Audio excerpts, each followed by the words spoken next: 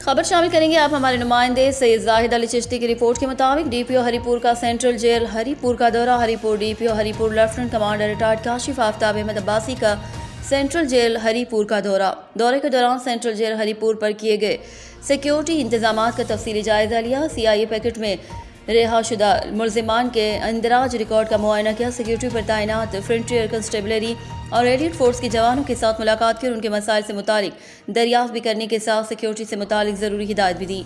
बाद डीपीओ हरिपुर ने central jail हुकाम से मीटिंग की। मीटिंग में deputy superintendent jail Haripur Akhtar Hussain Shah, jail के दीगर अफसरान, फ्रंटियर कांस्टेबलरी और एलिट फोर्स के अफसरान ने शिरकत की।